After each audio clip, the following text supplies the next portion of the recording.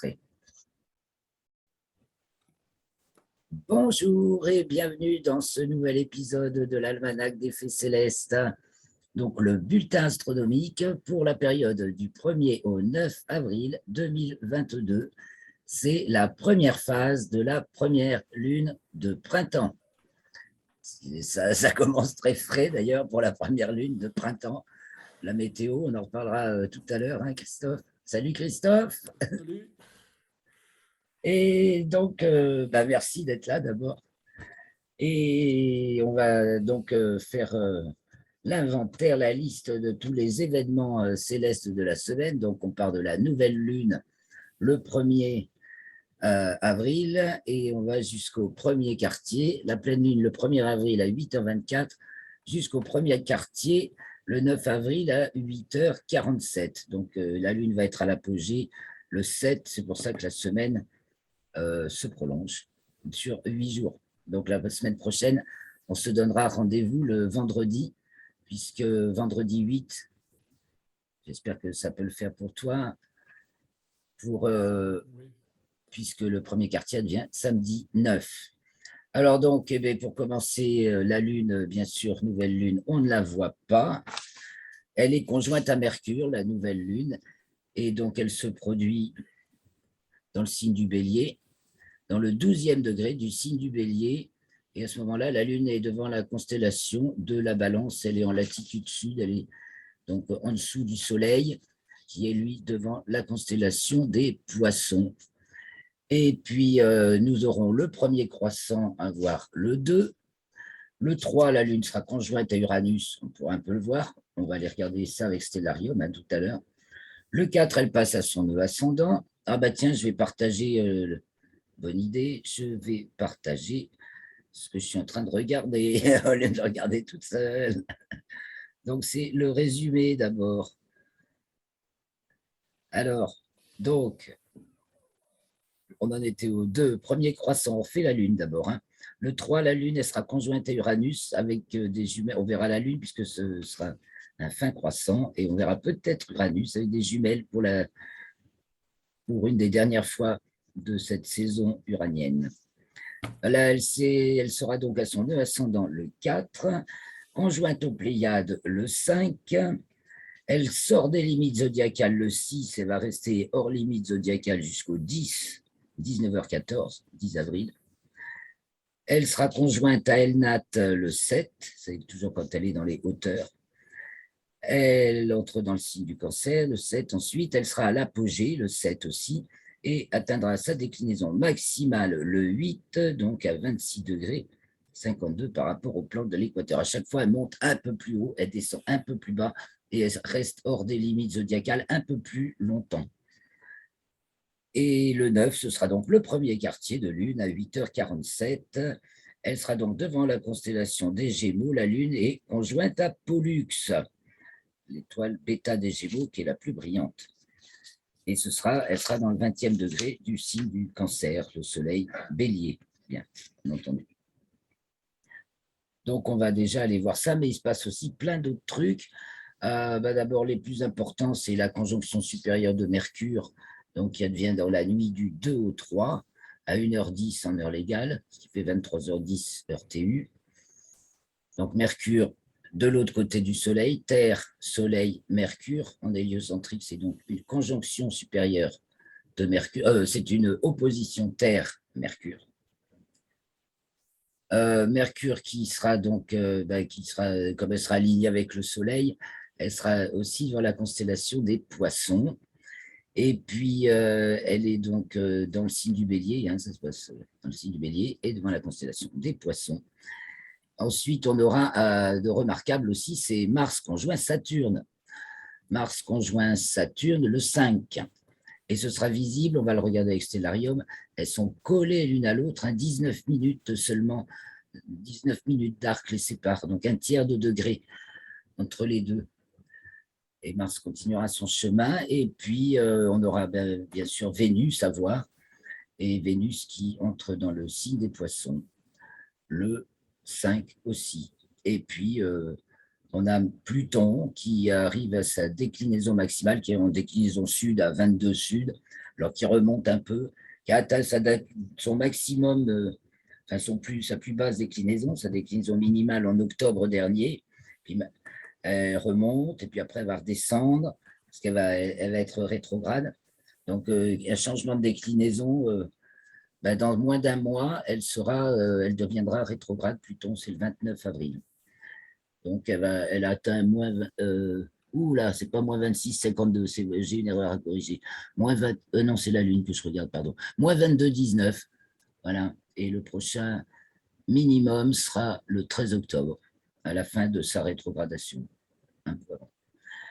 Et donc, en héliocentrique, comme événement, on a Mercure qui rentre dans le signe qui est Bélier, dans le signe du Bélier jusqu'au 6, et qui entre dans le signe du Taureau le 6, donc, et jusqu'au 11 avril, et qui est conjoint à Uranus le 8, du coup, Uranus, qui est dans le 15e degré du signe du Taureau en héliocentrique. Donc, une petite conjonction Mercure-Uranus en héliocentrique pour remettre les médias à zéro. C'est la médiasphère, Mercure-Uranus. Donc, remise à zéro le 8, avant les élections, pas longtemps. Et en même temps, Mercure passe à son nœud ascendant, le jour de la nouvelle lune, 40 minutes, 45 minutes avant la nouvelle lune. Même pas 25 minutes, pardon. Donc, Mercure est dans le plan de l'écliptique. Alors, Mercure au conjoint Soleil, conjonction supérieure, et à la fin de la semaine, elle se retrouve dans le plan de l'écliptique. Donc, à son nœud ascendant, elle monte. Et du coup, il ne faut pas que j'oublie de mentionner ça, on observe son évolution en latitude et alors elle remonte la boutonnière toute la semaine. Elle part en dessous de la latitude héliocentrique de Pluton. Là, c'est le 1er avril. Et là, c'est le 9. Et elle va donc être en parallèle de latitude à Pluton le 6, à Mars le 7, Jupiter le 8, Mars, Jupiter, Neptune et Saturne le 7, parce qu'elle remonte vite. Uranus qui, elle, monte, parce que dans ce sens-là, ça descend, dans celui-là, ça monte. Uranus le 8, elle est donc à son nœud ascendant le 9, et dans la foulée, elle est parallèle à Vénus, à seulement 8 minutes au-dessus du plan de l'écliptique, tandis que Vénus, le lendemain, le 10, elle passe à son nœud descendant. On va avoir une balance Mercure, Vénus également. C'est fort intéressant, certainement, pour nous à considérer, surtout qu'en plus, elles vont être opposées l'une à l'autre, donc opposées et en balance dans le plan de l'écliptique. Tout dans la même. Donc, il y a vraiment une remise, quelque part, une remise des compteurs à zéro qui a l'air d'être en train de s'opérer. Alors, on va aller voir ce qu'on va voir. Donc, je change d'écran et nous allons aller voir Stellarium pour voir. Ah ben, je ne sais pas. Attendez, on y va. Écran. Voilà. Qu'est-ce qu'on va voir cette semaine? On va se prévisionner ça. Donc, le soir du 1er avril à l'heure du coucher du soleil, donc le soir de la nouvelle lune, donc il n'y aura pas de lune, et donc le soleil se couche à 20h30 pour chez moi, et donc il gagne dans la semaine, il gagne beaucoup, 12 minutes le matin et 11 minutes le soir, donc en 8 jours. Ça fait une augmentation très sensible. Donc, il va se coucher maintenant un peu à droite. Quand on est face à l'ouest, c'est un peu plus à droite, c'est-à-dire plus vers le nord. De jour en jour, il va se coucher de plus en plus vers le nord, jusqu'au jour du solstice de juin, donc, où il se couchera pour une latitude de 45 degrés nord, il se couchera au nord-ouest. Donc, il balaye en 3 mois, l'azimut de son coucher va balayer tout ça. Et en 6 mois, l'azimut de son coucher, du solstice d'hiver au solstice d'été, voilà, il balaye. Donc 90 degrés, 45 ici, que dis-je? Oui, 45 et 45 degrés, ça fait 90 degrés que balaye l'azimut du soleil. Donc avançons dans la nuit. Dans la nuit, qu'est-ce qu'on va voir en début de nuit? Donc on regardera Uranus le lendemain avec le premier croissant. Et bien, au début de nuit, on a Orion et tout le grand jet de l'hiver, Orion, Sirius, Aldébaran, les Pléiades, Procyon, les Gémeaux qui sont encore là-haut. Je dessine un peu les constellations, voilà, qui sont sur le couchant. Au sud, je réduis un peu, ah oui, un peu mieux. Au sud passe la tête de l'hydre, assez remarquable, en dessous du Cancer. Ça fait un petit quadrilatère d'étoiles moyennement brillantes. En dessous, il y a Alphare de l'hydre. À droite, il y a Procyon du petit chien, on la voit bien celle-là. Et puis, il y a le lion qui arrive, Régulus, n'est-ce pas? Ah, je paramétrerai un petit peu les commentaires sur sur les objets, parce que sinon, il y en a trop, on ne voit rien. Donc, voilà, au sud, ce qui culmine en début de nuit. Tout en haut, il y a le lynx, la grande ours qui est tout très haut. En début de nuit se lève la Vierge, et donc le lion s'élève beaucoup, et Arcturus du Bouvier, donc déjà bien levé. Et vers le nord, si on se tourne vers le nord, eh bien, on voit la grande ours qui monte à droite, suivie par le dragon qui monte également. Et puis on a ces fées Cassiopée qui sont dans les choux, on ne les voit pas trop. Et à gauche, on a Capella du cocher qui brille très fort, bien sûr, et qui descend. Et donc, je vais tracer un peu pour avoir le zénith. Au zénith, nous avons le lynx. Alors, avançons un petit peu dans la nuit. On avance un petit peu dans la nuit. On va se mettre du côté de l'est sur Sainte-Pratique et on fera un petit arrêt en milieu de nuit, voir ce qui culmine à minuit. Alors, se lève. Bon, on va s'élever. Donc là, il est 22h30. Hercule apparaît. Vega apparaît. 23h30, Vega apparaît. 0h30, le cygne apparaît, Deneb du cygne. 1h30, le cygne s'élève, et tout là-haut, le minuit vrai est à 1h54 à l'heure d'été. Et donc tout là-haut, nous avons, je mets la petite ours en bas, vous savez, l'étoile polaire en bas, la constellation des chiens de chasse, qui est pratiquement au zénith, qui culmine, et celle de la chevelure de Bérénice, deux petites constellations, mais les chiens de chasse sont faciles à remarquer parce qu'ils sont en dessous des deux étoiles qui font la queue de l'ours. Donc là, ça part au-dessus. Hein. Et donc, Cor Caroli s'appelle celle-ci. Et la chevelure des Bérénices est assez délicate à remarquer, mais elle se trouve dans le prolongement. Alors, je tourne un peu, je tourne du lion. C'est les anciens, pour les anciens, c'était la crinière, enfin, pas la crinière, mais la queue du lion. Donc, et puis, il y a des beaux objets célestes que j'espère qu'on va pouvoir observer très bientôt, puisqu'on a prévu un marathon de Messier, et en particulier M53, un amas globulaire, cher à notre ami de Sévrac, Michel Castelbou, qui m'a aidé à me procurer le Dobson, ce qui n'est pas rien. Donc, je reviens, alors on est un peu paumé là, hein. Je reviens vers le sol, on était perdu dans les hauteurs. Je reviens vers le sol et on va regarder. D'abord, on va aller jusqu'au matin, puis après, on fera la lune au fil des soirs. Alors, 2h30, 3h30, on voit apparaître Altaïr de l'Aigle, pile à l'est. 4h30, le Scorpion est levé. Ah oui, vous ne voyez pas là. Le Scorpion est levé hein, vers 3h30 sans doute, peut-être un peu avant, donc avec Antares, qui se lève au sud-est. 4h30, 5h30 déjà, et on ne va pas tarder à voir apparaître le Capricorne pointe son nez devant le Capricorne, voilà, et déjà 6h30, il fait un peu jour.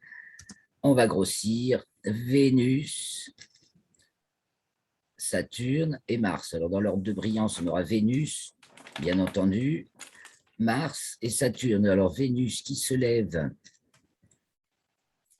elle se lève toutes à peu près à la même heure, 5h48, 5h50, entre 5h50 et 6h11, aux alentours de 6h, quoi. Aux alentours de 6h, les trois se lèvent. Mars et Saturne sera la plus difficile à regarder, mais alors du coup, on va avancer 2 jours en jour et on va tomber sur la conjonction Mars-Saturne du 5. Donc là, nous sommes le 2, le 3 à la même heure, 6h30, Mars est rapproché de Saturne, le 4, elle y colle, et le 5, elle est pile en dessous de Saturne. On va se les mettre au milieu. Elles sont au-dessus, et en plus, alors, elles sont au-dessus des étoiles Deneb Algédi et Nashira et Deneb Algédi, qui forment la queue du Capricorne, devant lesquelles se sont trouvés Jupiter. Donc, je dis, c'était pas là qu'ils étaient, Jupiter, Saturne. Jupiter a fait sa boucle de rétrogradation, la dernière. Et donc, voilà, Mars sera juste en dessous de Saturne, et ben, ce sera visible à l'œil nu ou pas, alors dans quelle hauteur elles sont dans notre ciel, avec des jumelles si c'est un peu crado ou si. Voilà, mais ça devrait sortir. Elles sont à 7-8 degrés de hauteur. Et après, il fait trop jour. Donc, c'est entre 6h et 6h30 qu'il faut chercher Vénus, Mars et Saturne dans le ciel du matin. Alors ensuite, il y a Jupiter qui va se lever, mais nous on ne la voit pas encore. Et puis Mercure, donc, qui est derrière le Soleil, qui déjà se lève après lui. Donc maintenant, on va regarder la Lune de soir en soir à partir du premier quartier. Donc on la trouvera du côté de l'ouest. Je vais revenir là, par contre, le 3, le 2. Normalement, on a le premier quartier de Lune, le 2. Et oui, autant le dernier quartier était très difficile à voir, autant le premier va être assez élevé. Mais là, il est... Quelle heure il est là? Trop tôt ou trop tard? Ah, mais je suis au matin, non, ça ne risque pas de le faire. Donc, le soir, là, voilà notre lune. 21h, aux alentours de 21h, nous avons un premier croissant de lune, le 2 au soir, qui est assez gros, déjà. Il est de 2,5%. Et il se produit 36 heures après la nouvelle lune et on trouve à 7 degrés de hauteur aux alentours de 21h. Le soleil étant lui-même à 7 degrés en dessous de l'horizon. Donc voilà, le 2 premier croissant qui va se coucher bien sûr très vite, 21h40, il est couché. Le lendemain, nous allons retrouver la lune à côté d'Uranus. Là, il faudra des jumelles pour voir Uranus, mais c'est une des dernières occasions de le voir. Alors, hauteur, hein, azimut et hauteur. Nous sommes là à 20h30, il ne fait pas encore tout à fait nuit. 17 degrés de hauteur, il vaut mieux attendre un tout petit peu plus tard. Il faut jouer entre l'assombrissement du ciel et puis l'abaissement des astres sur l'horizon. 15 degrés, c'est pas mal. À 21h15, voilà, c'est une heure où on peut tenter sa chance pour prendre ses jumelles ou son Starscope. J'ai acheté des Starscopes, alors ça peut peut-être intéresser du monde. C'est vraiment génial ce truc. Il faudrait que je vous montre. Ah, je vais vous montrer. Allez, j'en ai sous la main. On n'a même pas eu le temps de tester ça pendant notre. On a tellement été intensément polarisés sur nos prévisions. Alors voilà, j'ai commandé une affaire. Ce sont des petits monoculaires hyper performants. Vous voyez, ça ne tient pas de place. Et franchement, je pense qu'il y a de quoi se régaler avec ce genre d'instrument.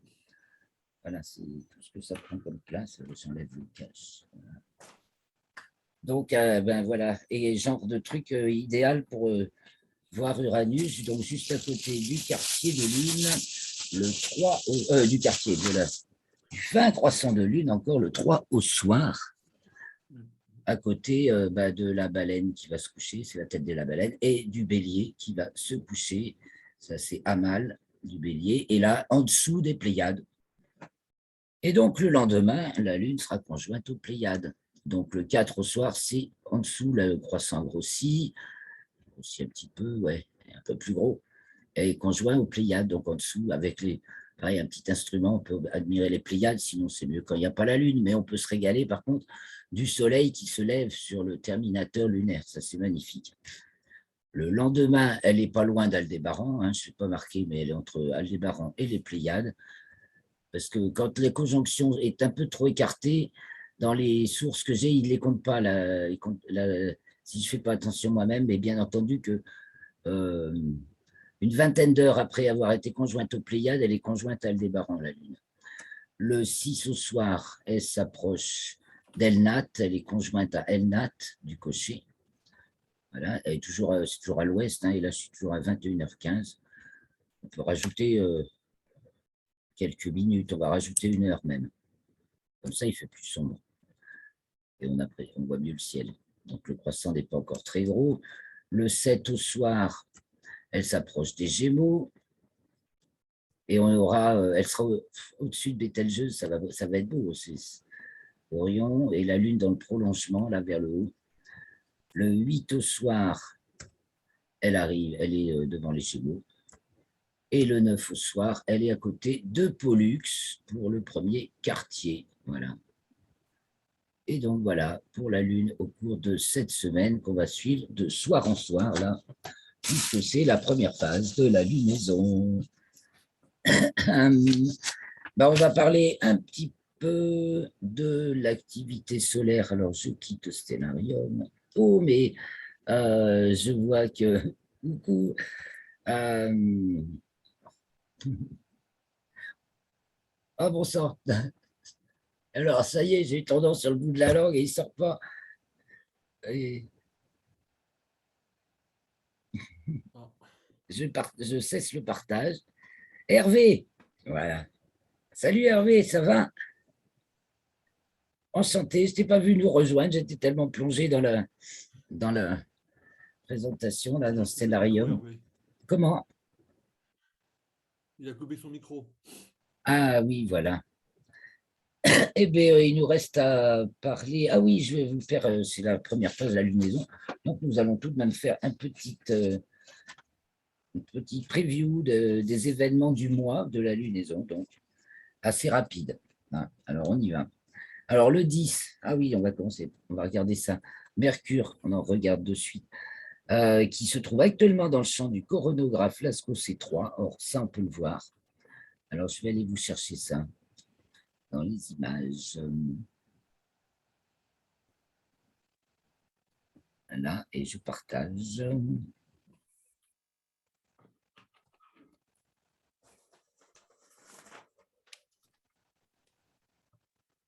Ah ben, je vais partager l'écran parce que sinon, sans sortir. Voilà, alors dans c'est les vues du coronographe Lascaux C3 le 30 mars de 19h quelque chose à 22h quelque chose, donc de 3 heures de temps. On y voit Mercure qui se trouve justement actuellement dans le champ du coronographe puisqu'elle avance vers le Soleil et qu'elle va se trouver derrière, enfin, ça fait pas, elle sera en dessous, en fait, en dessous, vous voyez, elle va passer en dessous du Soleil, ça se voit nettement, d'ailleurs, dans la nuit du 2 au 3, en conjonction supérieure, et on voit également une grosse éjection de masse coronale qui s'est produite à ce moment-là, et qui dirigeait donc un peu vers la Terre aussi, puisqu'on va être dans l'alignement, vous voyez, elle va vers Mercure, et comme Mercure et la Terre sont en train de s'aligner par rapport au Soleil, on ramasse et ça fait déjà des grosses aurores polaires. Donc, il y aura quelques images d'aurores polaires. Voilà, Mercure dans le champ du coronographe. Et puis, on la voit même avancer en quelques heures. Et puis, l'éjection de masse coronale. Comme autre nouvelle, ben ça, alors j'arrête plus partage. Ça, c'était pour dire que Mercure allait sortir du champ de Lascaux C3 et qu'après, on allait très vite la voir dans le ciel du soir et qu'on va avoir ça, une très très belle fenêtre de visibilité de Mercure à partir du 12 avril et jusqu'à début mai, début mai, et fin avril, elle va être pendant quelques jours conjointe aux Pléiades, tout près des Pléiades. Donc ce sera assez chouette à voir. Alors, ce sera bas sur l'horizon le soir, mais ce sera quand même bien visible en début de nuit. Alors, à part ça, pour ce qui est des événements du mois qui viennent, donc après le 9, après le premier quartier, donc le 10, la Lune sera conjointe à l'amas de la crèche, Vénus passe à son nœud descendant, Mercure arrive devant la constellation du Bélier. Le 11, Mercure rentre dans le signe du Taureau, Mars arrive devant la constellation du Verseau. Le 12, les Parisiens, à 5h36, rendez-vous aux Champs-Élysées pour admirer la Lune qui se couche dans l'arche de l'Arc de Triomphe à 5h36. Le 12? Le 12 à 5h36 du matin, la Lune va se coucher.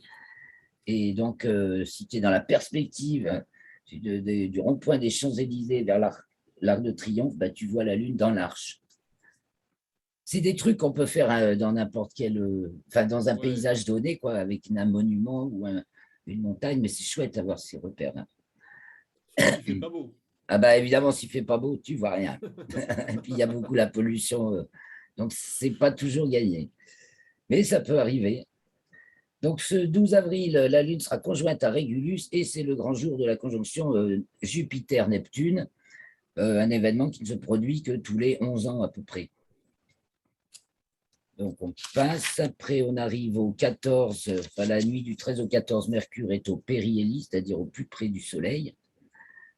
Et on aura Spica qui passe au méridien à la minuit. On voit déjà à la minuit le ciel. Et Jupiter qui arrive du coup devant la constellation des Poissons, car elle avance vite. Après, elle va rétrograder, puis elle reviendra devant celle du Verseau. Et c'est le jour où en héliocentrique, Mercure et Vénus seront opposés. Et j'ai dit que au moment le 9, elles sont dans le plan de l'écliptique toutes les deux, et le 14, elles sont opposées en héliocentrique. Le 15, la Lune passe en déclinaison sud et l'équation de temps est nulle. C'est-à-dire qu'on est pile le midi vrai a lieu à l'heure du midi moyen. Par exemple, nous, on est à la même longitude, c'est pratique. On est à 9 minutes de temps est, 2 degrés 15 à peu près, à l'est de Greenwich. Donc, le midi vrai a lieu à 13h51, parce qu'on est pas à 14h, mais à 13h51. Sur le méridien de Greenwich, parce qu'on est à l'est, il a lieu à 14h. Le 16 avril, la Lune est conjointe à Spica et c'est la pleine Lune. Pleine Lune le 16 avril. Et c'est le jour de Pâques. Pâques tombe toujours sur la pleine Lune qui suit l'équinoxe de printemps. Oui, c'est un peu plus compliqué que ça, mais c'est ça. On aura Mercure conjoint à Uranus en géocentrique. Le 18 ensuite. La Lune a son nœud descendant le 18 également, et le carré de Soleil à Pluton, la quadrature ouest de Pluton, qui s'avance vers son opposition au mois de juillet. Donc, Soleil carré Pluton le 18. C'est Mercure conjoint Uranus et la Lune au nœud descendant. Il se passe beaucoup de choses. Le 19, le Soleil arrive dans la constellation du Bélier, la Lune est au Périgée et conjointe à Antares du Scorpion. Le 20, le Soleil entre dans le signe du Taureau et Mercure est opposé à Mars en héliocentrique. Le 21, la Lune sera à sa déclinaison minimale, hors limite zodiacale, sud. Le 22, elle sera conjointe à Nunki. Ce sera le moment des Lyrides, les étoiles filantes. Ça, c'est un bon essaim. Ensuite, le 23, la Lune sera conjointe à Pluton et ce sera le dernier quartier. Le 24, en héliocentrique, on aura Mercure opposé Saturne et à sa latitude maximale, la plus haute possible au-dessus du plan de l'écliptique. Et on va enchaîner sur la fin de la lunaison. La Lune enchaîne les conjonctions aux planètes, puisqu'elles sont toutes regroupées. Donc, elle ouvre le bal le 24 avec Saturne. Alors, il y a un peu de temps.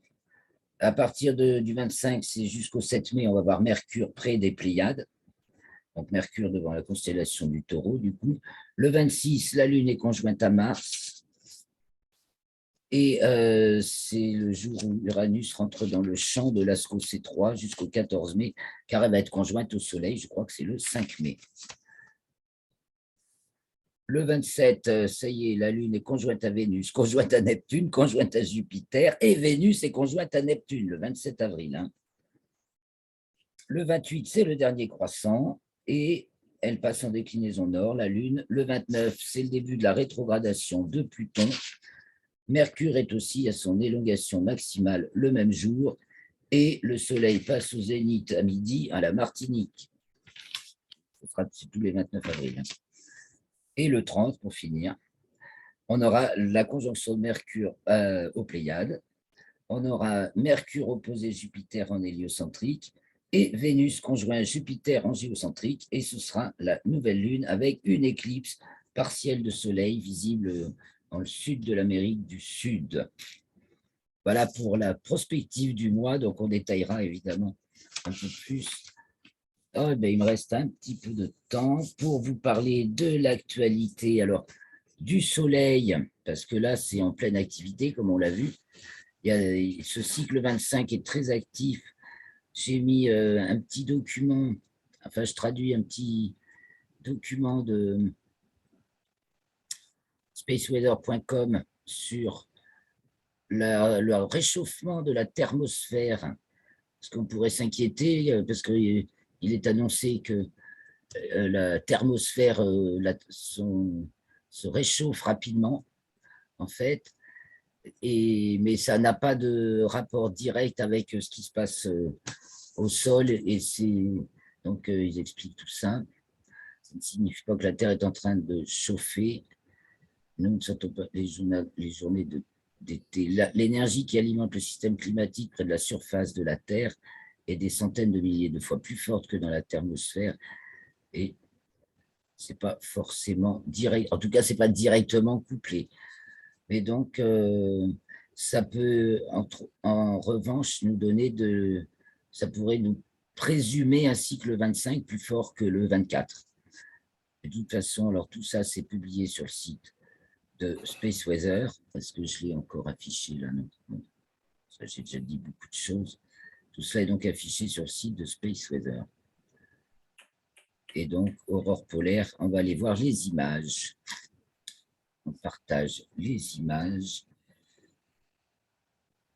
Ça nous donne un peu les idées des nouvelles. Alors, une nouvelle découverte sur notre galaxie qui serait plus jeune que prévu. On lui donnait, on remonte de 2 milliards d'années. Elle est de 2 milliards d'années plus vieille que ce qu'on croyait en raison de l'étude du disque épais. Ils appellent ça le disque épais par rapport au disque fin. Ça nous indiquerait, ça lui donnerait un âge plus important que celui qu'on lui donnait jusqu'à présent, quand même pas loin de 13 milliards d'années, sachant que l'univers est compté à 13,7 milliards d'années, ça l'a fait vraiment très vieille. Alors, ben justement, ah ben voilà, à propos du Soleil, voilà, je ferais mieux de passer par là, oui. On les voit, ces couches de l'atmosphère. Je reviens donc sur l'histoire du réchauffement de la thermosphère. Donc, c'est vraiment la dernière couche de l'atmosphère, au-delà de 100 km. Entre deux, il y a la mésosphère et la stratosphère. Et en dessous, nous, on est dans la troposphère. Donc, la température augmente du sol jusqu'au sommet de la troposphère. Ensuite, elle diminue dans la stratosphère jusqu'à la frontière de la mésosphère, où elle se réchauffe jusqu'à la frontière de la thermosphère. Et là, ben voilà, c'est en train de... Et là où ça évolue. Et on voit les différents rayons que chaque couche filtre. Donc, on voit plutôt les rayons qui arrivent jusqu'au sol, c'est le visible et l'infrarouge. Et puis ceux qui... la stratosphère, la mésosphère, voilà. Chaque couche nous protège d'un certain rayonnement qui serait hyper nocif. Une petite galaxie dans le Lion, NGC 2903, une jolie photo. Et ceci, les ombres, une animation des ombres sur la Lune. C'est presque fini. Une animation des ombres sur la Lune au cours de 2 heures, 3 heures.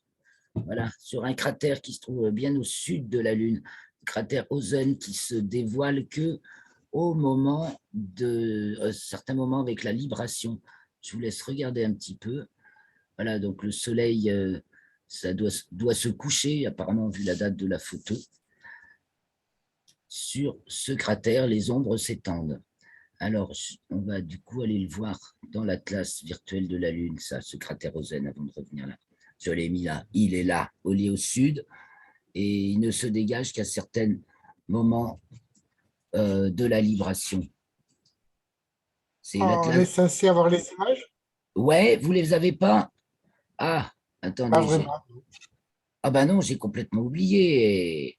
Je devais vous montrer les images. Hein. J'ai été troublé et je n'ai rien montré du coup. Bon, alors partagez. Voilà, le cratère Rosen. Alors je reviens en arrière pour expliquer donc les autres images. Je me remets les images. Le disque de la Voie lactée dont je vous ai parlé. Ah voilà, le disque de la Voie lactée qui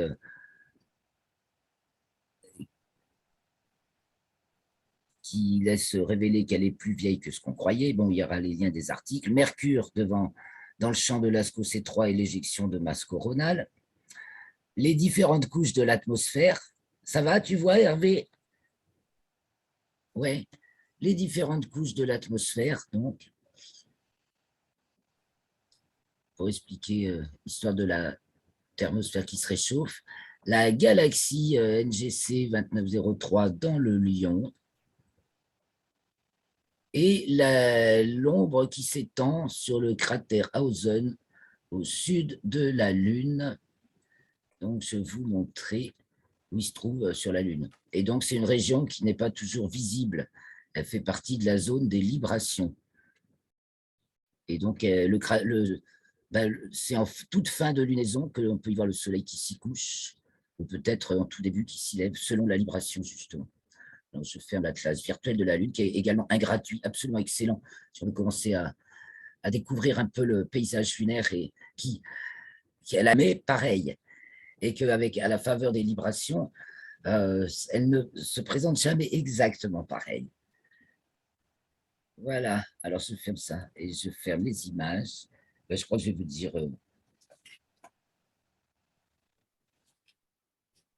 On a commenté un petit peu les nouvelles. Ah oui, non, pas toutes, encore quelques nouvelles à partager. Quelques nouvelles à partager. Alors, vous pourrez aller lire tous les excellents articles de Jean-Pierre Martin sur le dernier bulletin de planèteastronomie.com. Je vous lis le sommaire. Donc, compte rendu d'une conférence sur Mercure et Bepi Colombo, la mission Bepi Colombo qui va partir, qui est en route déjà depuis un moment pour Mercure, mais qui n'est pas encore arrivé. Enfin, Artemis, donc on en parle de plus en plus, la grande mission découverte de la Lune avec le super lanceur SLS. D'ailleurs, le gouvernement Biden lâche un énorme budget pour Artemis. Je mets le lien aussi. Bon, le problème de la pollution spatiale, va-t-on enfin réagir? Des images, une superbe image haute résolution du Soleil par la sonde Solar Orbiter. La plus détaillée des simulations de l'univers primordial liées à cette découverte dans le plan de la galaxie du disque épais. Les astéroïdes Bennu et Ryugu, qui ont fait un peu la une ces dernières années, puisqu'il y a des missions qui sont allées récupérer des échantillons, ont une forme de D. Pourquoi? Donc, c'est assez creusé toujours et très pédagogique, hein, les articles de Jean-Pierre Martin. Un nouvel état de la glace découvert, qui, j'ai entendu, j'ai pas eu le temps de tout lire, hein, mais effectivement, la glace, ça peut être solide, liquide ou gazeux. Hein, si c'est liquide, ça fait de l'eau. C'est gazeux, ça fait de la vapeur d'eau. Mais on est en train de la découvrir dans un quatrième état. Voilà. Et donc une partie de notre galaxie plus ancienne que prévu, et le dernière nouvelle du James Webb télescope, dont les miroirs sont parfaitement alignés et qui repère déjà une étoile qu'on n'avait jamais pu voir, évidemment. À part ça, du côté de SpaceX, alors SpaceX arrête de produire des Crew Dragon, là, il y en aura eu 4 pour emmener les astronautes sur l'ISS. Il ne crée pas de nouveaux modèles. Le dernier s'appelle Freedom, Liberté, et il va emmener 4 astronautes là le 13 avril, je crois.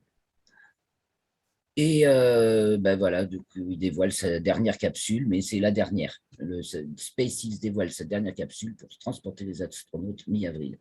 Et donc, ils continueront avec les mêmes pour faire leur trajet à l'ISS.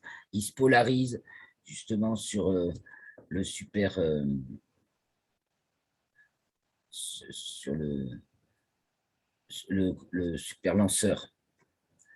Ensuite, un petit cocorico avec les lasers de Supercam qui sont été conçus en France, qui équipent le rover Perseverance. Donc, un article qui explique comment on va pouvoir percer la chimie des roches de Mars, parce qu'il y a beaucoup, sur Mars, ils découvrent, surtout dans le cratère où il est, Persévérance, beaucoup de violet dans les teintes. Il y a de l'orange, de l'ocre, un peu rouge, et du violet.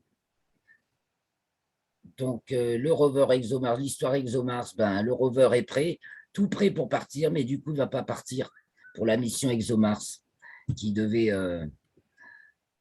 décoller et cette année, qui a déjà été reportée 2 fois, et qui devait décoller cette année de Baïkonour en collaboration avec les Russes. Et comme il n'y a plus de collaboration avec les Russes, nous, on a fini le rover, mais il n'y aura pas le lancement.